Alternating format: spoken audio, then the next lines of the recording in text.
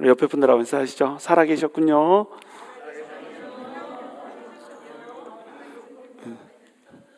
다시 한번 인사합시다. 당신을 보는 것이 나의 행복입니다.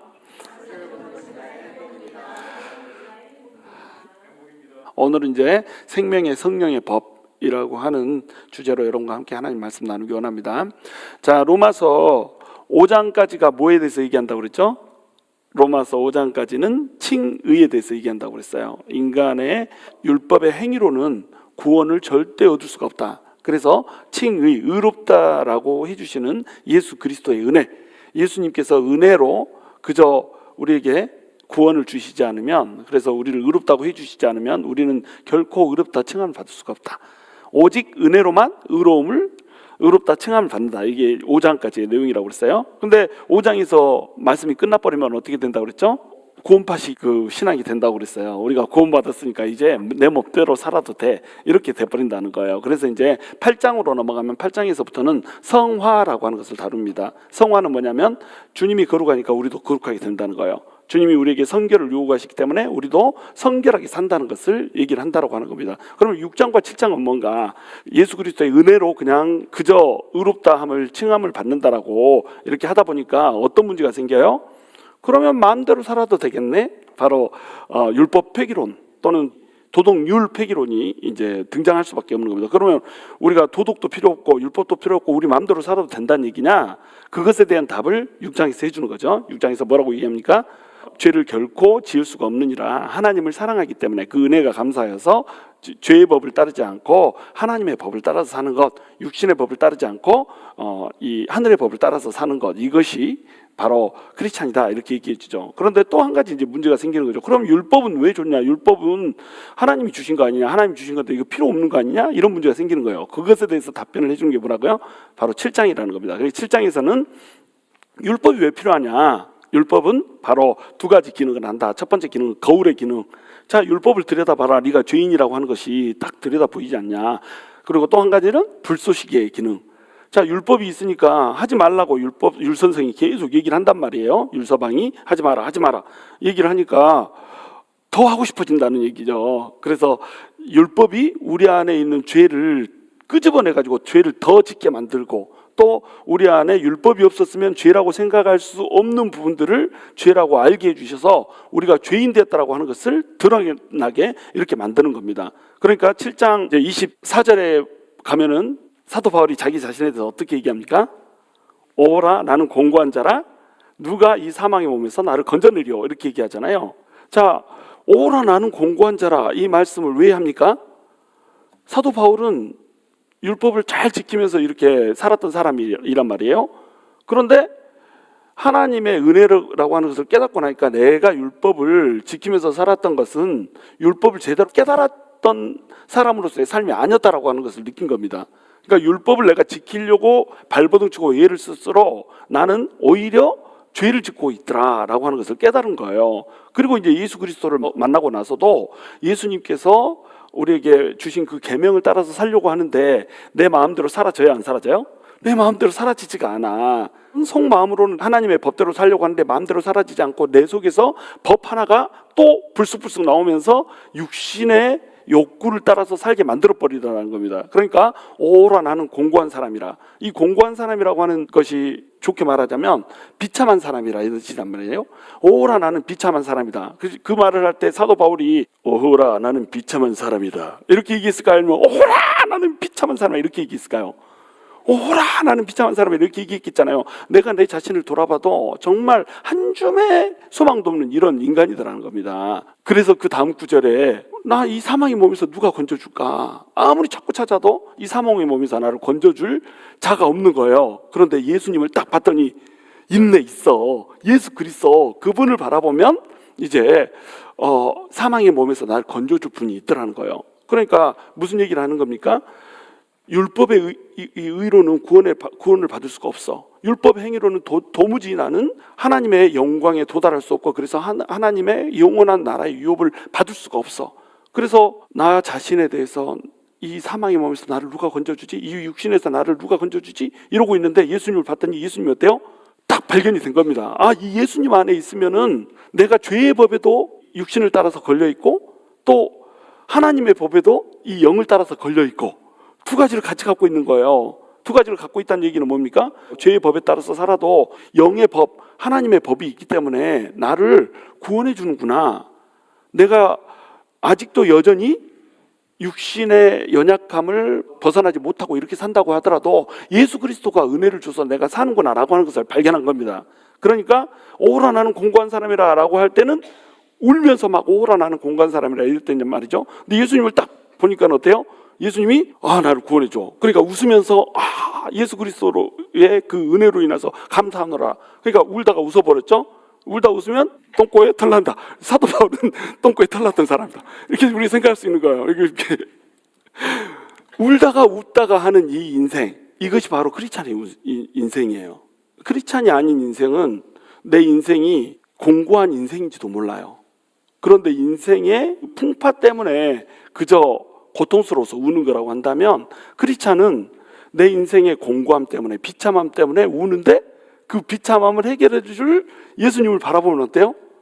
웃을 수밖에 없는 거예요. 울다 웃어요. 근데 또 예수님을 따라서 살다 보면 안 되는 게 있더란 말이죠. 그러면 나는 공고한 사람이다 이러고 또 어때요?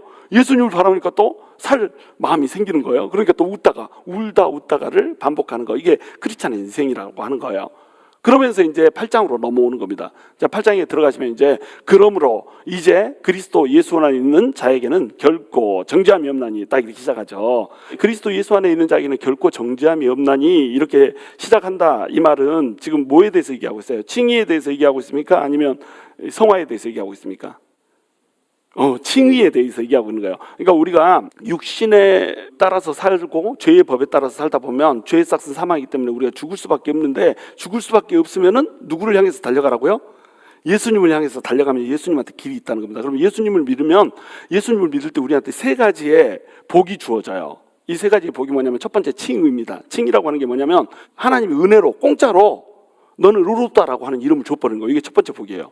두 번째 복은 뭐냐면, 우리가 육신의 소욕을 따라서, 죄의 법을 따라서 사는 존재인데 성령님이 우리한테 죄의 법을 따라서 살지 말고 하나님의 법에 따라서 살아야 돼, 이렇게 소원을 준다는 거예요.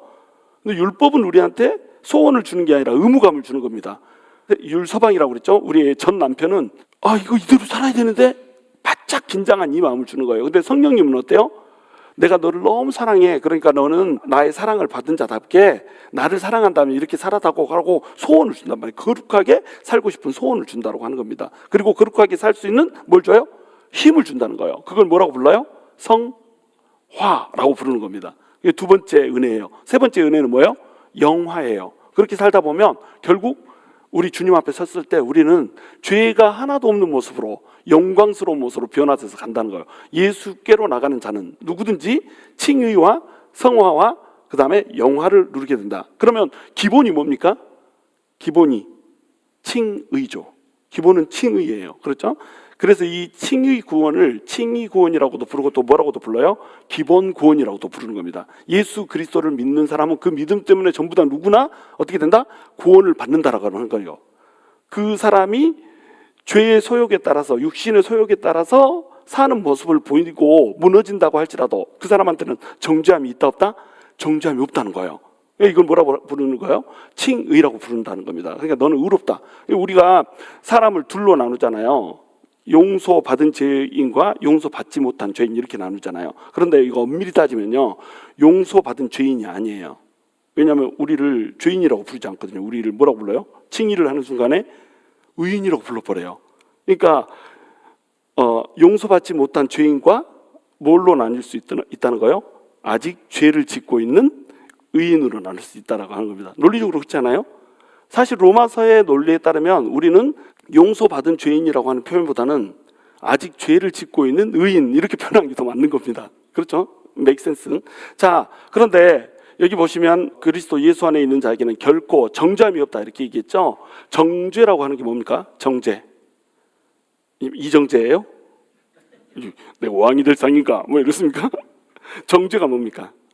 정죄는 죄를 정하는 거잖아요. 너 죄인이야, 이렇게 하잖아요. 그러면 죄를 정하면 죄에는 꼭 뭐가 따릅니까? 반드시 너 죄인이야 이러고 끝나는 거 아니잖아요. 예를 들어서 뭐 차 한 대를 뭐 훔쳐가지고 이거 타고 다니다가 유기를 했다. 그러면 남의 차를 절도를 했으니까 너는 차를 절도한 절도범이야 이러고 끝납니까? 정부에서? 아니면 이것에 대한 형벌을 줍니까? 이것에 대한 형벌을 주죠. 이게 정죄예요. 정죄라고 하는 건 뭐냐면 죄라고 정하고 그 죄에 맞는 합당한 뭘 준다? 형벌을 준다. 이게 정죄예요. 그러니까 정죄함이 없다 이 말은 뭐냐면 정죄라고 하는 의미 속에는 너는 죄인이야. 그러므로 죄의 삭스 뭐다? 사망이다. 그러니까 너는 죽을 수밖에 없어. 이렇게 얘기한다는 거예요. 그런데 정죄함이 없다 이렇게 얘기한다는 것은 무슨 뜻이라는 거예요? 너는 이제 죽지 않아도 돼. 너는 이제 죄인이 아니야. 죽지 않아도 돼. 죄와 사망의 문제를 어떻게 해버린 거예요? 해결해버렸다 이런 뜻이 되는 겁니다. 그리고 그리스도 예수 안에 있는 자에게는 이렇게 돼 있죠. 이 정죄함이 없다라고 하는 예수님이 우리의 죄와 사망을 전부 다 해결해 줬다. 이것에 리밋을 걸어놓는 겁니다. 제한을 걸어놓는 거예요. 모든 사람이 용서를 받은 거예요? 아니면 그리스도 예수 안에 있는 자만 용서받은 거예요? 그리스도 예수 안에 있는 자만 용서를 받는 겁니다. 여러분 예수님이 십자가에 못 박힐 때요. 두 명의 강도가 양옆에 이렇게 세워지잖아요. 두 명의 강도는 왜 예수님이 십자가에 못 박힐 때 하필 세워졌던 걸까요? 자, 이걸 한번 생각해 보세요. 예수님이 죄가 있어요, 없어요? 죄가 없죠. 죄가 없는데 정치 지도자들이, 종교 지도자들이 예수님을 십자가에다 못 박아야 돼요. 그렇죠? 그러면 예수님을 십자가에다 못 박아 놓으면 저 사람은 죄를 지은 적이 없는데? 사람들이 이렇게 생각할 거라는 겁니다. 그렇죠? 그러니까 정치적으로 여러분이 정치가라고 한다면, 그래서 예수님을 정치적인 목적으로 지금 죽이고 있다라고 한다면 어떻게 하겠어요? 죄인 둘을 딱 세워놓는 겁니다. 2대 1이에요. 죄인들 2명에 예수님 한 분, 죄 없으신 분이 섞여 있습니다. 그 죄인들은 누가 봐도 죄인이에요. 흉악범이에요. 다 아는 흉악범이에요. 거기에 예수님을 섞어놔요. 그러면 그렇고 그런 놈들이 다 모여서 죽네 이런 의도가 되는 거예요. 그러니까 예수님이 죽을 때 양옆에다가 강도 2명을 십자가에 못 박혀서 죽게 이렇게 만든 겁니다. 이게 정치 쇼예요. 그런데 이것을 하나님께서는 어떻게 이용을 해버리냐면 예수님이 십자가에 못 박힐 때 양옆에 있는 두 죄인은 인류 전체를 대표한다고 생각하는 거예요. 이렇게 하나님이 세팅을 하는 겁니다. 그러니까 하나님이 그걸 허락하는 거예요. 그러면 이 두 죄수 중에 한 명은 어떻게 되죠? 예수님을 받아들이잖아요. 한 명은 예수님을 어때요? 받아들이지 못하잖아요. 예수님을 받아들인 사람은 네가 오늘 밤 나와 함께 낙원에 있으라 살고, 예수님을 받아들이지 못한 사람은 어때요? 사망에 내어주는 거예요. 지옥으로 떨어지는 겁니다. 그래서 모든 인류가 이 두 죄인의 길을 갖는다는 거예요. 예수 안에 있는 자와 예수 밖에 있는 자로 나뉘어진다는 겁니다. 제가 예전에 어떤 천주교 신자하고 이제 대화를 나눈 적이 있는데 이분이 뭐라고 얘기하냐면 예수만이 꼭 길은 아니지 않냐. 예수 믿지 않아도 구원을 받을 수 있지 않냐 이렇게 얘기하는 거예요. 그래서 더 웨이라고, 유일한 길이라고 그랬더니 천국은 내가 생각하기에 모든 인류를 다 담기에 충분히 넓다 이렇게 얘기하더라고요. 그래서 내가 야 너네 집이 한 10,000 스퀘어핏이면 방이 6칸 있으면 거기에 아무나 들어와서 살게 하냐, 너네 집 식구들만 사냐 이렇게 물어봤어요. 잘 물어봤죠. 야 집이 이제 10,000 스퀘어핏이에요. 집이 8칸 있습니다. 방이 8칸 있어요. 나 부부가 2명만 살아. 애도 없어. 그러면 두 부부가 들어가서 각방 안 쓰고 그냥 한 방에서 이제 잔다고 생각하면 나머지 7개의 방은 어떻게 해요? 탱탱 놀고 있죠. 그렇다고 해서 이 7개의 방 아무나 들어와가지고 지나가던 우체부 아저씨가 와가지고 저기 한숨 때리고 갈랍니다 이러고 하면 잘하고 해요, 안 해요? 잘하고 안 하죠. 여기서 그냥 눌러 살아서 한 1년 살고 갈랍니다. 잘하고 해요, 안 해요? 안 하죠. 이 집에 들어서 사는 사람은 집이 아무리 넓어도 누구만 살아요? 우리 식구만 사는 거예요. 가정부 사는데 가정부 인정해 주면 사는 겁니다. 우리 집에 살도록 인정해 주면, 다기서 집 주인이 인정해 주는 사람만 사는 거예요. 그렇죠? 아무리 넓어도, 천국이 아무리 넓어도 천국에 들어가는 가족만 사는 겁니다. 그것이 예수 안에 있는 자만 구원을 받는 거예요. 그러니까 예수의 은혜로 구원을 받지 못한 사람은 천국에 들어갈 수 있는 권한이 없다는 거예요. 천국이 아무리 넓어도, 천국은 넓죠. 하나님이 만드신 곳인데 얼마나 넓겠어요? 근데 그 넓은 곳에서 학고짝 같은 데서 이렇게 사는 것이 아니라 막 이렇게 돌아다니면서 멋지게 이렇게 사는 거지, 그냥 아무나 들어오라고 넓은 게 아니라는 거예요. 그래서 그리스도 예수 안에 있는 자에게만 딱 구원이 허락되고 정죄함이 없게 된다라고 하는 겁니다. 근데 여기서 보면 이제 그러므로 이제라고 하는 말이 나왔죠. 이제라고 하는 의미에 두 가지 의미가 있는 거예요. 이제라고 하는 이 의미의 첫 번째 의미는 뭐냐면 이제 마침내 이런 뜻이 있어요. Finally now, 영어로는 이제 마침내 이런 뜻이 있고, 두 번째는 already now, 이미 이제. 그러니까 from now on, 지금부터 영원까지라고 하는 의미가 있는 겁니다. 이 두 가지 의미가 있어요. 그러니까 과거를 돌아볼 때 이제 마침내 이렇게 보는 거예요. 그 전에는 어땠어요? 율법대로 살려고 애를 썼어요. 어떻게 해서든지 구원에 한번 이뤄보려고 고행을 하고 무릎팍으로 계단을 오르락 내리락 하고 철학에 종교에 선행에 고행에 막 갖다 붙였어요. 근데 구원을 받을 수 있었어요? 없었어요? 구원을 받을 수 없었어요. 하면 할수록 뭐만 드러나요? 내가 죄인이라고 하는 사실만 뼈저리게 드러나는 겁니다. 그러니까 우리가 구원을 얻을 수 있는 길이 있었다 없었다? 없었다는 거예요. 그런데 예수님이 오셔서 십자가에 못 박혀 딱 돌아가셔 버린 거예요. 그러면서 이제 어떻게 돼버렸죠? 이 율법의 요구가 다 들어져 버린 겁니다. 이제 정죄함이 없어져 버린 거예요. 그러니까 어떻게 얘기해요? 이제 드디어, 이제 마침내 뭐가 왔다는 거예요? 정죄함이 없는 시점이 왔다는 겁니다. 그래서 예수님을 믿는 사람은 이제 율법의 행위 때문에 구원을 받는 것이 아니라 그 반대로 내 죄만 더 드러났던 그 시대에서 벗어나서 이제는 어떤 시대가 됐다는 거예요? 이제 예수 그리스도의 은혜로 값없이 구원받는 시점이 드디어 왔다는 거예요. 그게 이제 첫 번째 의미입니다. 이제 두 번째 의미는 뭐냐면 이제부터 영원까지 이런 의미가 되는 거예요. From now on, 이제부터 영원까지 나는 정죄함이 있다 없다? 정죄함이 없다는 겁니다. 그래서 베드로가 예수님한테 와가지고 물어보잖아요. 나에게 죄를 지은 사람이 있으면 7번까지 용서하리까? 이렇게 얘기했단 말이에요. 물어봤단 말이에요. 이 질문은 베드로가 굉장히 넓게 쓴 겁니다. 마음을. 왜냐하면 유대인들은 죄를 지으면 몇 번까지 용서해요? 손가락 3개 했잖아요. 이거 좀 봐봐봐. 3번까지 용서하라고 그랬단 말이에요. 근데 베드로가 꼭 7번까지 용서할까요? 이렇게 했다는 건 뭐예요? 나는 3번보다도 더 넓게, 똑같은 완전수에도 같은 완전수가 아니요, 나는 7번까지 용서할 수 있어. 이렇게 얘기한 겁니다. 잘난 체 한 거죠. 그랬더니 주님이 뭐라고 말씀하시죠? 7번이 뭐요? 7번에 70번이라도 용서해라. 490번 용서하라고 한 겁니다. 자, 그러면 490번은 뭐예요? 7 곱하기 7 곱하기 10이죠. 완전수 3개가 겹친 겁니다. 3개는 3도 또 완전수잖아요. 완전수가 완전하게 겹쳤어요. 그러니까 490번까지 용서하고 491번째에는 야, 내가 전부 적어놨다. 너 490까지 했는데 이번에 491번 됐어. 너 이제 곤장을 칠 거야. 막 이렇게 하면은 되겠어요? 안 되겠어요? 안 된다라고 하는 겁니다. 이 490의 의미는 끊임없이 라는 뜻이 되는 거예요. 끝없이 용서해라. 자, 끝없이 용서해라 라고 베드로한테 요청했다는 얘기는 뭐예요? 예수님이 우리를 끝없이 용서한다는 뜻이 되는 겁니다. 그러니까 베드로한테 너 끊임없이 용서해라, 이 율법적인 계명을 주려고 이 얘기를 하고 있는 게 아니라 사실은 이 얘기 이면에 어떤 얘기가 있냐면 나는 너희를 끊임없이 용서하고 있어. 7번씩 70번이라도 끊임없이 나는 용서하고 있어. 이 얘기를 하고 있는 거예요. 그러니까 너희도 끊임없이 용서하라 이 얘기를 하는 겁니다. 자, 내가 거룩하니 너희도 거룩하라. 왜 하나님께서 우리에게 거룩하라고 거룩을 요구합니까? 하나님이 거룩하니까 거룩을 요구하는 거예요. 자, 왜 하나님이 우리한테 용서하라고 용서를 요구합니까? 하나님이 우리를 용서했기 때문에 용서하라고 요구하는 겁니다. 하나님이 먼저 그걸 지키지 못했으면 우리한테 용서하라고 할 자격이 있어요, 없어요? 없는 거예요. 하나님이 먼저 우리를 용서하셨기 때문에 우리한테 용서하라고 얘기하는 거예요. 근데 그 용서가 어때요? 영원한 용서라니까요. 그냥 끊임없이 용서를 하시는 겁니다. 하나님께서 너는 이웃을 사랑해라. 네 몸과 같이 사랑해라. 왜 사랑하라고 얘기해요? 네 원수를 어떻게 하라고 얘기하죠? 네 원수를 축복하고 사랑하라고 얘기하잖아요. 영축사 우리가 이렇게 부르잖아요. 네 원수를 어떻게 해라? 용서해라, 축복해라, 사랑해라. 이게 주님의 메시지잖아요. 근데 이 영축사를 누가 하셨어요?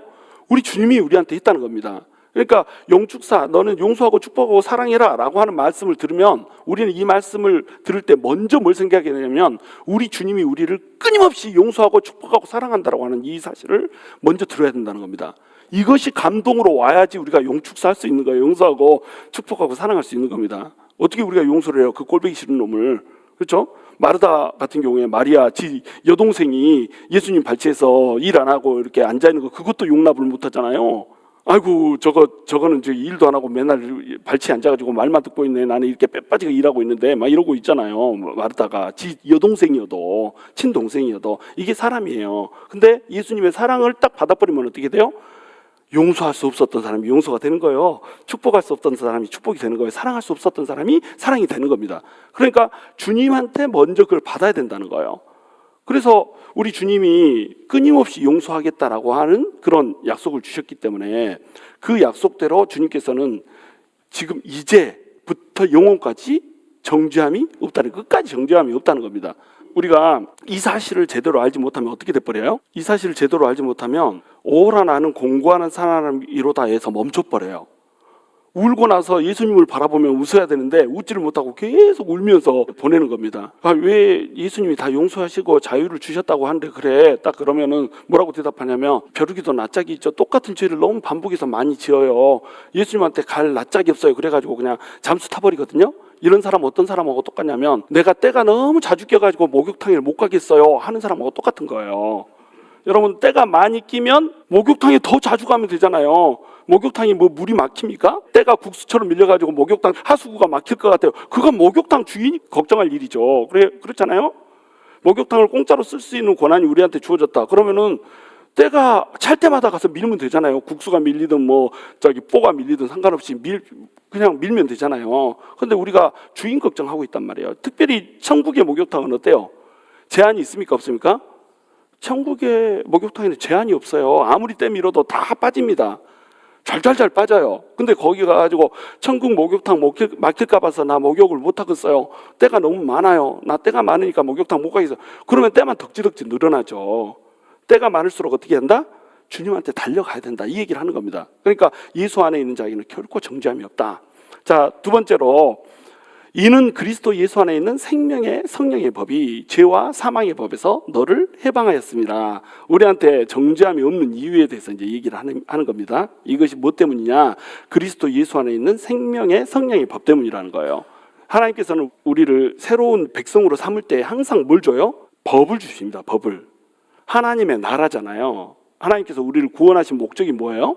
구원하시고 나서 그 구원한 백성을 뭘로 삼고자 하는 거예요?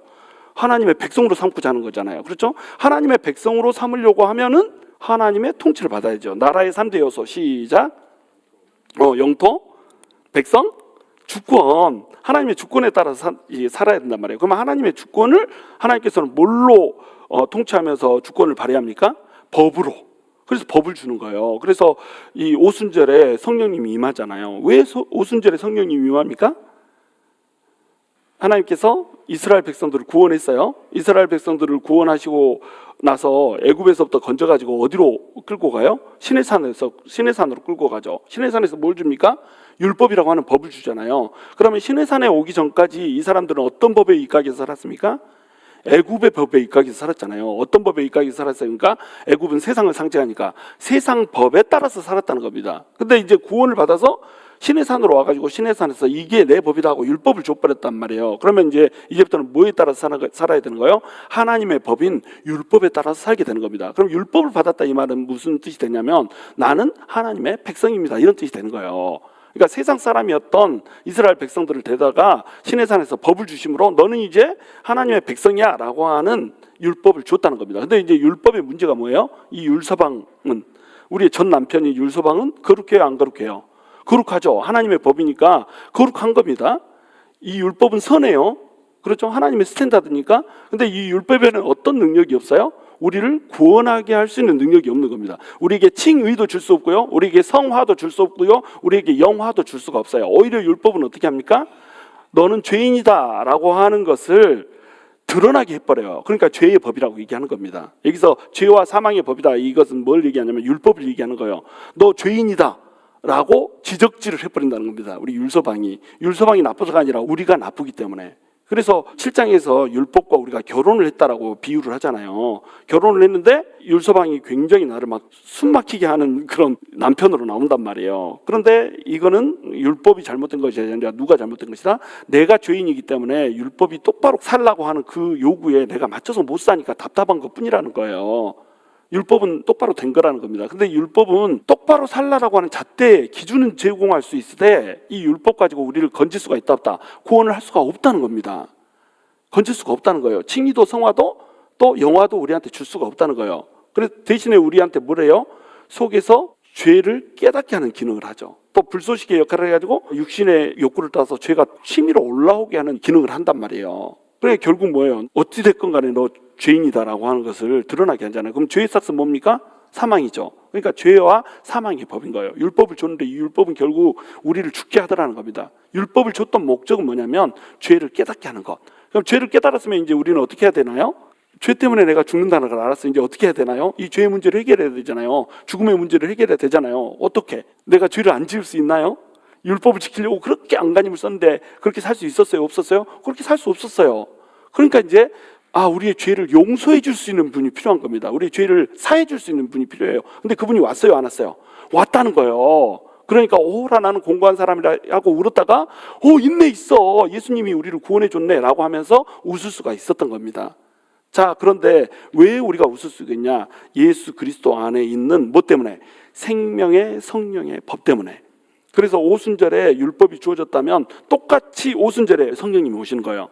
오순절에 성령님이 오셔야 되는 이유가 뭐냐면 법을 주는 날이 오순절이기 때문에 그렇습니다. 그러니까 율법이 온 것도 결국은 뭐라는 거예요? 그림자라는 거예요. 율법이 온 것도 예표라는 겁니다. 상징이라는 겁니다. 뭘 위한 상징이에요? 생명의 성령의 법, 복음을 위한 상징이라는 거예요. 너희에게 새 법을 내가 줄 거야. 그 새 법이 오면 죄와 사망으로부터 너네를 해방시킬 거야. 그것이 왔어요? 안 왔어요? 왔다는 거예요. 예수님을 십자가에 매다는 순간에 그 예수 그리스도의 피가 우리의 죄를 다 속하고 그 예수 그리스도의 피가 우리의 죄를 속한다라고 하는 것을 믿고 의지하는 모든 사람들에게 뭘 부어줘 버려요?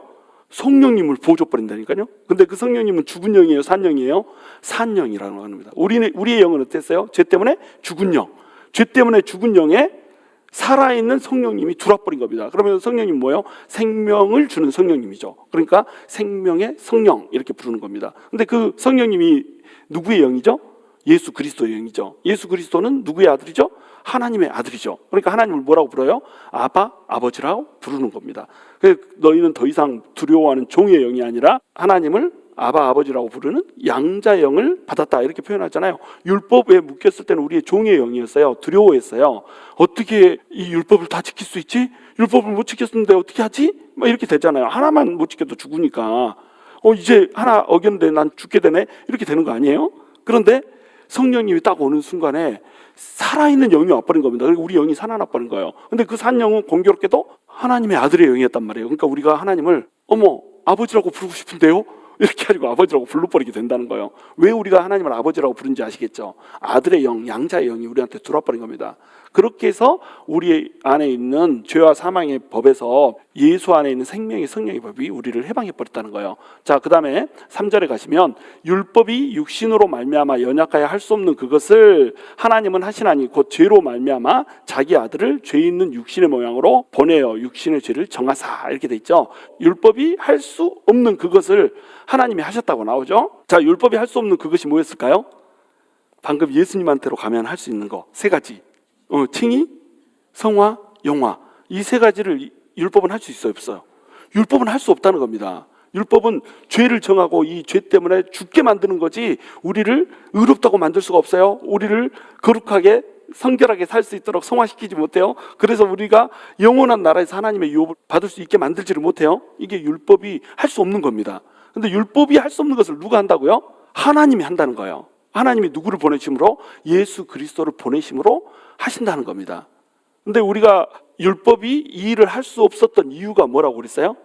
율법이 우리를 거룩하게 할 수 없었던 이유, 우리가 구원받게 할 수 없었던 이유. 율법은 원래 우리한테 왜 주어졌습니까? 생명을 주려고 주어졌어요.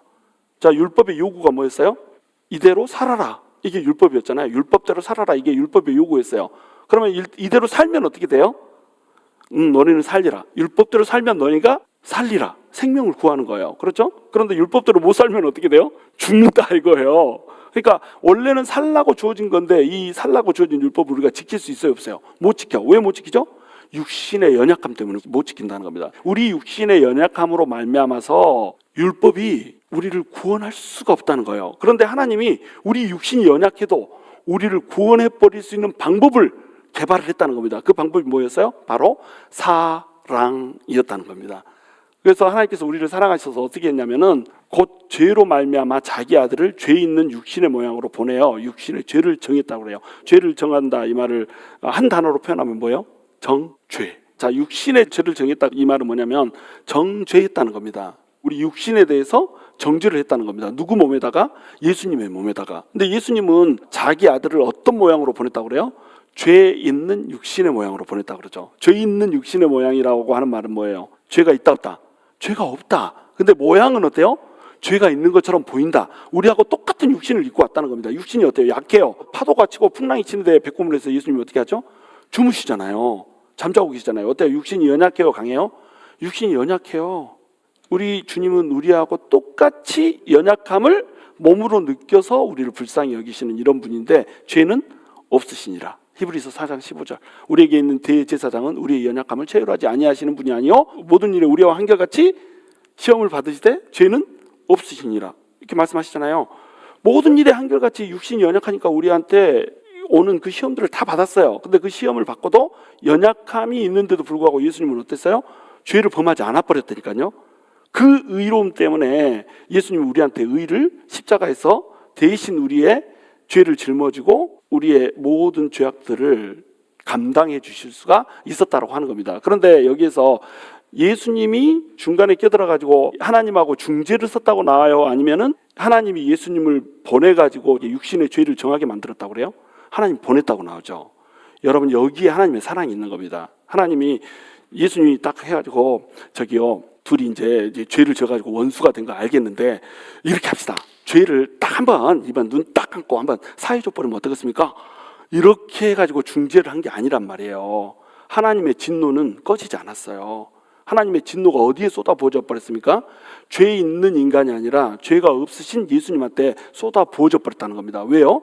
인간의 죄들을 전부 다 예수님이 감당해 버렸거든요. 이것이 우리를 향한 하나님의 사랑이라는 겁니다. 하나님의 진노가 죄 때문에 퍼렇게 불타고 있어요. 하나님은 죄를 도무지 참으실 수 없는 분이에요. 그냥 웃고 있다가도 죄가 딱 발견되면 갑자기 인상이 이렇게 이러고 있다가 갑자기 죄가 발견되면 이렇게 되는 분이 우리 하나님이니까요. 우리 주님은요 죄를 참지를 못해요. 죄가 없으신 분이니까 100% 홀리니까. 그래서 죄를 보면 화가 확 나서 진노가 막 불타오른단 말이에요. 이걸 어떻게 막 이런 게 딱 보니까 어때요? 내가 너무너무 사랑하는 내 피조물이란 말이죠. 그럼 어떻게 해야 되겠습니까? 이 죄를 어떻게 하든지 없애줘야 되잖아요. 근데 그냥 죄를 없애주면 어떻게 돼요? 하나님의 공의가 무너지잖아요. 그러니까 어떻게 해야 되겠어요? 하나님 자신이 와버린 겁니다. 하나님 자신이 와서 공의를 하나님 자신한테 얹어놓고 죄를 전부 다 여기다 옮기기만 해라. 그래서 불태우면 너는 죄 없는 걸로 이렇게 해줄게. 이게 하나님의 사랑이니까요. 이 하나님의 사랑이 애굽에서 이스라엘 백성들을 건질 때도 드러나는 겁니다. 여러분이 애굽에서 이스라엘 백성들을 건져내는데 이스라엘 백성들이 폐역하게 살잖아요. 그러니까 바벨론 포로로 잡혀가게 하잖아요. 그 바벨론 포로로 잡혀가 있는 상태에서 너네는 포로로 무조건 여기서 살아야 돼. 다시 회복되는 거 없어. 여기서 포로 생활을 하고 정결하게 된 다음에 돌아갈 거야 라고 하는 메시지를 에스겔을 통해서 주면서 에스겔서 16장 6절에 보면 이스라엘 백성들을 어떻게 표현하냐면 버림받은 유기아로 이스라엘 백성들을 표현해요. 그래서 이 이스라엘 백성들을 보고 하나님이 뭐라고 얘기합니까? 피투성이라도 살아만 있어라. 또 다시 말하는 이 피투성이라도 살아만 있어라. 이게 우리 하나님의 사랑이에요, 여러분. 여러분 우리가 어떤 존재입니까? 버림받은 존재예요. 우리는 저주받은 존재예요. 태어날 때부터 우리의 죄성 때문에, 죄악 때문에 피투성이로 태어난 존재란 말이에요. 탯줄도 자르지 않고 물로 씻겨지지도 않고 소금도 바르지 않아서 그 죄로 그냥 부패해서 죽어버릴 수밖에 없는 이런 존재, 피투성이 같은 존재가 바로 우리였다니까요. 근데 애굽에서 건져낼 때 우리 하나님 뭐라고 얘기하신다고요? 피투성이라도 살아만 있어라. 그리고 또 뭐라고 얘기해요? 또 다시 말하노니 피투성이라도 살아만 있어라. 절절하게 하나님이 외치는 겁니다. 피투성이라도 살아만 있어라. 그래가지고 살려줬어요. 하나님께서 이거 강보에 싸가지고 살려줬습니다. 살려줬더니 얘가 점점 조금 자란 거예요. 자라가지고 가슴이 돋아나고 이제 시집갈 만한 나이가 된 거예요. 시집갈 만한 나이가 됐으면 피를 씻었어야 될 거 아니에요? 피 씻고 이쁜 옷을 입었어야 될 거 아니에요? 그런데 아직 어렸을 때 버려질 때 그 피 묻었던 그 피를 씻어내지를 못한 겁니다. 가슴만 뽕긋하게 살아나온 처녀가 됐는데 이 처녀가 시집을 가려면 이쁘게 꽃단장을 해야 될 거 아니에요. 피 철철 묻어가지고 벌거벗고 맨몸으로 돌아다니는 거예요. 이것이 이스라엘이었다는 겁니다. 근데 이 이스라엘을 하나님이 어떻게 했다고요? 데려다가 깨끗하게 씻어주고 옷 입혀가지고 야 씻기고 옷 입히니까 너무너무 이쁘다 이렇게 하면서 너 나랑 결혼하자 이렇게 해가지고 그 피투성이 얘를 버려졌던 유기야를 데려다가 주님이 결혼을 했다는 거예요. 근데 이 결혼한 애들이 어떻게 돼버리죠? 마음대로 지 멋대로 율법을 지키지 못하고 살다가 폐역하게 돼버리잖아요. 자, 그런데 이 백성들을 하나님이 어떻게 하신다는 거예요? 하나님 자신을 내어주면서 다시 구원을 해버린다니까요. 이게 하나님의 사랑입니다. 우리가 어떤 존재예요? 우리가 바로 이 피투성이 같은 존재란 말이에요. 버려진 존재고 저주 아래 있는 자고, 예수님을 믿고 나서도 예수님의 법대로 계명대로 살고자 나의 마음으로는 하나님의 법을 따르고자 하나 하나님의 법대로 살 능력이 돼야 한대요. 실력이 없는 겁니다. 실력이. 그래서 우리 하나님 우리한테 뭐라고 말씀하세요? 피투성이라도 살아만 있어라. 피투성이라도 살아만 있으라. 너네한테 내가 피 닦여주고 가장 아름답고 이쁜 옷으로 입혀줄게. 그리고 너네를 신부 삼아줄게. 그래가지고 보낸 게 누구예요? 예수 그리스도라니까요. 그래서 예수님이 우리를 위해서 대신 죽으시고, 우리 죄를 대신해서 죽으시고 어떻게 하시죠? 우리의 모든 그 더러운 것들을 다 씻어버리잖아요. 피투성이었던 그 투성이들을, 피투성에 뭐 사막에 모래먼지 다 묻은 이 떼꾸정물을 다 벗겨내고 예수 그리스도의 가장 아름다운 옷, 그 보혈의 옷으로 우리를 옷 입힌 다음에 우리랑 결혼해버린 거 아니에요? 그게 우리 주님의 사랑이라는 겁니다. 자, 3절이 그걸 얘기하고 있단 말이에요. 죄 있는 육신의 모양으로 하나님이 보낸 거예요. 보낸 거. 예수님이 내가 가가지고 중간에 서서 자, 이쪽 저쪽 원수된 거 화해합시다, 이게 아니고 하나님이 그냥 보내버렸단 말이에요. 죽으라고. 근데 따지고 보니까 그 보내심을 받은 하나님의 아들이 누구예요? 곧 하나님 자신이었다니까요. 하나님이 하나님 자신을 보내서, 삼위일체 하나님이니까 성자 하나님은 하나님 아니에요. 하나님 자신을 보내서 십자가에 못 박아서 죄도 없는데 죄 있는 인간의 모양으로 오게 한 다음에 죄 있는 인간의 모든 죄들을 짊어지고 죽게 만들어버린 겁니다. 그래 놓고 뭐라고 얘기해요? 너 죄 없다. 죄 없네. 다 옮겨졌네. 이제 예수 그리스도의 그 피로 너네 옷 입으면 되겠네. 대제사장의 그 영화로운 옷을 입으면 되겠네. 이렇게 말해주는 것이 하나님의 사랑이라고 하는 겁니다. 그러니까 이제 우리는 어떻게 살아야 됩니까? 지금 여기까지는 이제 뭐에 대해서 얘기했냐면 칭의에 대해서 얘기했단 말이에요. 칭의를 얘기하는 목적이 뭡니까? 성화를 이루는 삶을 살라고 하는 거예요. 우리의 삶의 목표는 행복이 아닙니다, 여러분. 그리스도인들의 삶은 행복이 목표가 아니에요. 내가 예수 믿고 행복하기 원합니다, 이러면 예수 잘못 믿은 거예요. 크리스찬의 삶의 목표는 행복이 아니라 뭐다? 성화입니다. 성화. 예수님처럼 되는 거예요.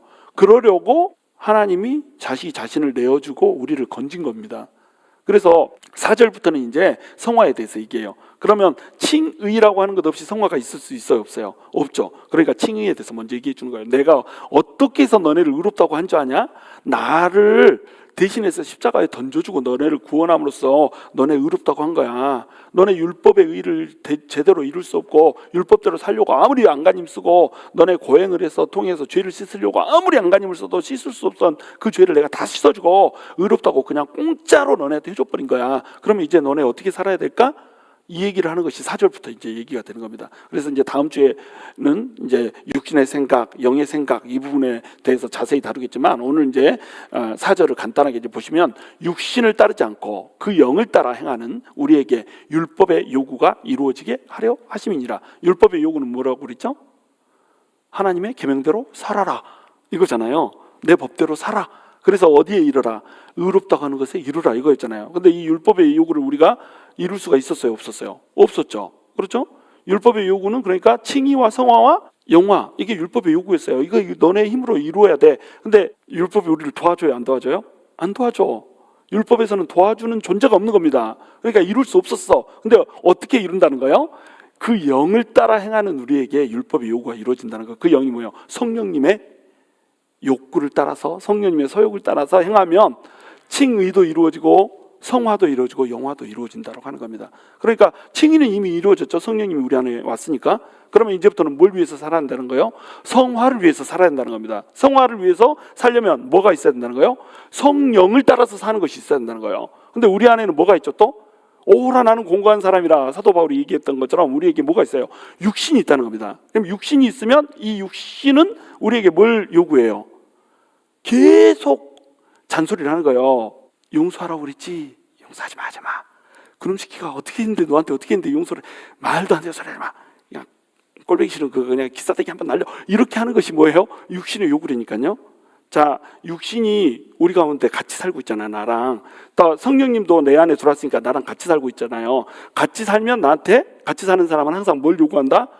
자기의 원하는 것을 요구한다는 겁니다. 자, 우리 민정 집사님, 우리 성빈 집사님이 같이 살잖아 지금.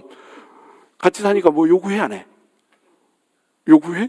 요구하잖아. 우리 성빈 집사님, 민정 집사님 요구해 안 해요? 하죠. 뭐 이거 해달라 저거 해달라 막 요구한단 말이에요. 잔소리가 말도 못해.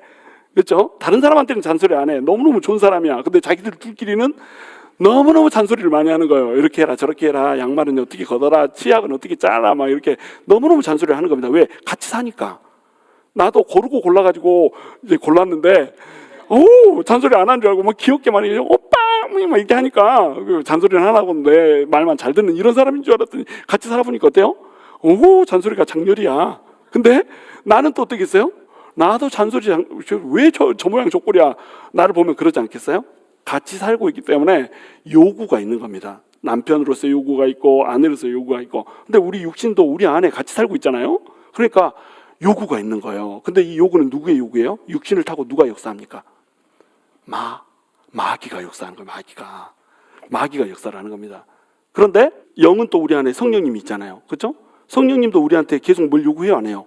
계속 요구해요. 성령님이 우리 안에 들어가지고 가만히 앉아 내주하시는 성령님이라고 하잖아요. 성령님이 우리 안에 내주하면서 가만히 이러고 있다가 이게 졸고 막 떨어져서 유두구처럼 죽고 이런 게 성령님이 아니에요. 성령님이 계속 우리 속에서 어떻게 해요? 요구를 하신다니까, 요구를. 그래서 성령님의 요구대로 살면 우리가 어떻게 살 수 있는 거예요? 성화되게 살 수가 있는 겁니다. 근데 육체의 요구대로 살면 우리가 어떻게 살 수가 있어요? 마귀에 이끌려서 살게 된다고 하는 거예요. 그래서 우리 안에는 뭐가 같이 존재한다? 육체의 소욕과 성령의 소욕이 같이 존재한다는 거예요. 그런데 우리한테 뭐가 있다는 거예요? 이 성령님이라고 하는 게, 우리 성령이 부신 예수님이라고 하는 분이 있다고 하는 겁니다. 그러니까 우리가 육체의 소욕을 따라서 사는 실수를 범해도 우리한테 정죄함이 있다 없다?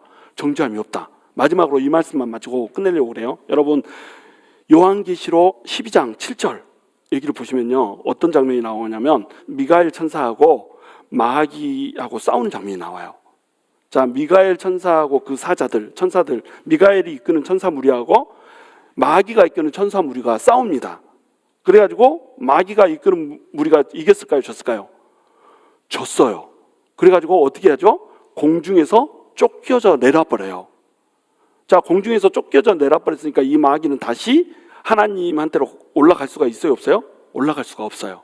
그러면서 마귀가 우리를 참소하거나 정죄하거나 하는 것을 하나님한테 할 수 없게 됩니다.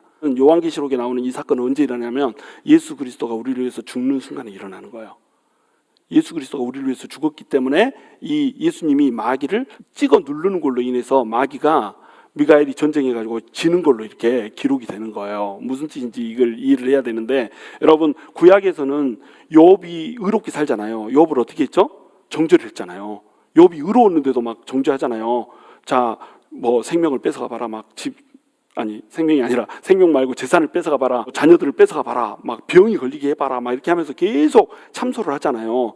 마귀가 그랬다니까요. 심지어 이제 여기 우리 스가랴서 할 때 배웠잖아요. 스가랴서 환상 중에 여호수아라고 하는 대제사장이 있는데 대제사장을 막 참소를 하잖아요. 이 옷 더러운 거 입었다 막 이러면서. 근데 이제 우리 예수님이 나타나가지고 깨끗한 옷을 입혀주잖아요. 자, 계속 어떻게 해요? 마귀가 참소를 한다는 겁니다. 참소를. 그런데 예수님이 오신 다음에는 마귀가 하나님한테 참소를 할 수 있을까요? 없을까요? 못합니다. 마귀가 우리를 정죄하지 못해. 그러니까 우리가 저기 하나님 나라에 가면 마귀가 옆에서 막 정죄를 하는데 예수님이 변호사가 돼가지고 변호해 준다 막 이런 식으로 얘기하는데 사실은 신학적으로 이게 틀려요. 그렇지 않습니다. 마귀가 하나님한테 올라갈 수가 없어요. 천상회의에 요한계시록 12장에 입각하면 천상회의에 들어갈 수가 없어요. 쫓겨나 버렸어요. 왜? 예수님의 피 때문에. 예수님이 찍어 눌러버렸거든요. 그러면 마귀는 이제 우리를 참소해요 못해요? 정죄 못해요. 참소 못해요. 그래서 로마서 8장 34절인가? 여기 보시면 어떻게 나오냐면 예수 그리스도가 우리를 정결케 했고 하나님의 의를 우리한테 부어줘 버렸는데 누가 우리를 정죄하리요? 이렇게 나와요. 아무도 우리를 정죄할 수 없다는 겁니다. 마귀가 우리를 정죄해요 못해요? 못해요. 그런데 마귀가 하나님한테 올라가서 정죄를 못하니까 어떻게 하겠어요? 정죄하겠어요? 안 하겠어요? 정죄를 하나님한테는 못하는데 정죄를 합니다. 어떻게 정죄하냐면 우리의 마음으로 와서 정죄를 해요. 그러니까 밤낮 하나님 앞에서 정죄하던 이 마귀가 이제 쫓겨나 버렸으니까 정죄를 이제 못한단 말이에요. 하나님 앞에서는 정죄하려고 해도 야 예수 그리스도가 이미 너 피로 다 네가 하는 짓거리 다 멸해버렸는데 네가 뭔데 와서 주둥이를 나발거려 그러면서 입을 탁탁탁탁 때려버린단 말이에요. 마귀가 말을 못해요. 근데 마귀가 어떻게 하든지 우리를 넘어뜨리고 싶잖아요. 그러니까 어떻게 하겠어요? 우리 마음에 와서 정죄를 하는 겁니다. 뭐라고 정죄할까요? 네가 그러고도 목사요? 이렇게 얘기한단 말이에요. 그러면 우리가 여기에 넘어가 버리면 어떻게 되겠어요? 아이고 나는 목사에 자격이 없어.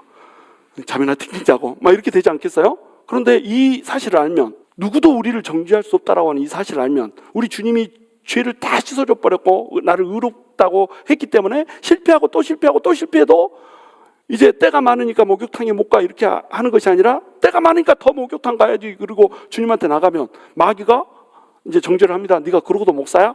그러면 내가 뭐라고 대답하겠어요? 그럼 내가 목사지 중이냐? 이렇게 대답하지 않겠어요?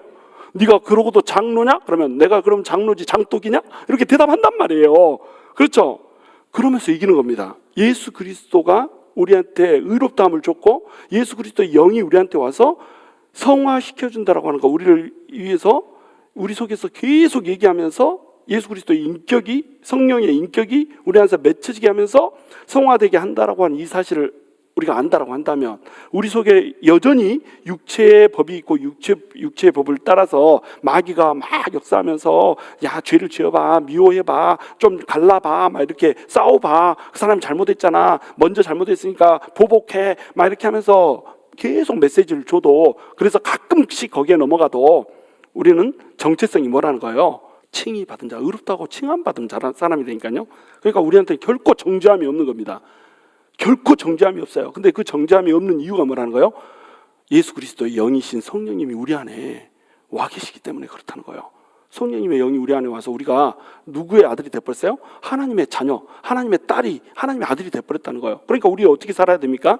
이제 육신의 소욕을 따라서 사는 것이 아니라 우리를 자녀로, 하나님의 자녀로 만들어줘 버리고 하나님의 사랑을 온통 다 받을 수 있게 만들어버린 그 성령님의 소욕에 따라서 산다는 겁니다. 그렇게 살면 우리가 어떻게 될 수 있다는 거예요?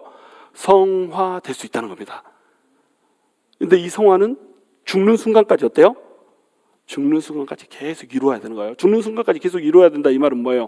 우리가 실패할 수도 있다. 선질로 생각하는 자는 넘어질까 두려워하라. 이 말은 내가 선질로 생각했으니까 넘어질까 두려워해야 돼요. 그렇죠? 근데 동시에 어떤 말이 되냐면은 선질로 생각하면 또 넘어질 수 있다라고 하는 것을 얘기하는 겁니다. 그렇죠? 그러니까 넘어지면 또 어떻게 하면 돼요? 또 다시 일어나면 되는 거예요. 계속 변함없이, 끊임없이 계속 다시 일어나서 주님한테 달려나가면 된다라고 하는 겁니다. 우리가 이제 영어를 2달 만에 끝을 내버리겠다 막 이렇게 하면서 공부를 하면 어떻게 되죠? 2달 안에 우리 인생이 끝나버려. 그거하고 똑같아요. 우리가 성화를 1년 안에 끝내야겠다 막 이렇게 되면 어때요? 1년 안에 우리 죽어야 됩니다. 성화는 죽는 순간까지 계속 하는 거예요. 그리고 우리가 딱 죽어지면 그때 영화가 이루어지는 겁니다. 우리 삶은, 그리스도인의 삶은 예수님이 오는 그 순간까지, 영화가 이루어지는 순간까지 거룩함을 위해서 달려나가는 삶이면 that's enough. 충분한 거예요. 우리가 실패했을 때 주님 앞에 나아가면 주님께서는 말씀하십니다. 아, 실패했구나. 실패해서 속으로 미안한 생각이 들지. 괜찮아. 실패했더라도 내 뜻에 따라서 살려고 애쓴 흔적 그거 하나 있으면 난 그걸로 만족해. 오늘보다 내일이 낫고 내일보다 모레가 낫고 1년 전보다 3년 1년 후가 낫고 10년 전보다 10년 후가 낫고 날마다 조금씩 발전해가는, 그래서 나를 닮아가려고 애쓰는 그 흔적이 있으면 그걸 나는 좋게. 섰다고 생각하고 너 신앙생활 엄청 많이 해가지고 열심히 해가지고 그렇게 졌다고 생각했는데 한순간에 넘어졌어? 괜찮아. 육신의 법을 쫓아서 사는 네 내면에 있는 소욕이 있기 때문에 그럴 수 있다는 거 내가 다 알아. 그런데 나한테 다시 나왔으면 됐어. 여기서 다시 시작하는 거야. 우리 주님이 이렇게 말씀하신다는 겁니다. 여러분, 우리 다시 시작합시다. 거기에 안주해 있는 것이 아니라 매일 목욕탕에 가는 거예요. 우리 주님 깨끗하게 씻겨주는 주님의 그 보혈의 목욕탕에 가서 우리 죄를 씻고 정말로 성화를 이뤄내며 예수님 안에 있는 평화와 예수님 안에 있는 그런 놀라운 은혜들을 누리는 그런 저와 여러분이 될 수 있게 되기를 주님의 이름으로 축원합니다.